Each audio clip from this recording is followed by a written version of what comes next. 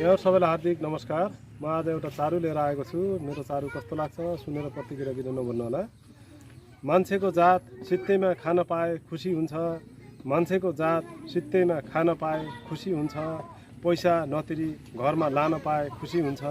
पैसा नतिरी घरमा लान पाए खुसी हुन्छ। मान्छेको जात सित्तैमा खान पाए खुसी हुन्छ। पैसा नतिरी घरमा लान पाए खुसी हुन्छ। मान नपुगे दुखी हुने कस्तो जात मान्छेको। मान नपुगे दुखी हुने कस्तो जात मान्छेको। थोरै सम्मान गरेको भान भए खुसी हुन्छ। थोरै सम्मान गरेको भान पाए खुसी हुन्छ। कसैसँग बोल्दा पनि पैसा पर्ला झैँ गर्नेले, कसैसँग बोल्दा पनि पैसा पर्ला झैँ गर्नेले मन पर्नेसँग घुम्न जान पाए खुसी हुन्छ। मन पर्नेसँग घुम्न जान पाए खुसी हुन्छ। मौका पाए फुर्ती लाउँछ केही नजान्ने पनि। मौका पाए फुर्ती लाउँछ केही नजान्ने पनि। अल्पज्ञले पनि छुट्टै शान पाए खुसी हुन्छ। अल्पज्ञले पनि छुट्टै शान पाए खुसी हुन्छ।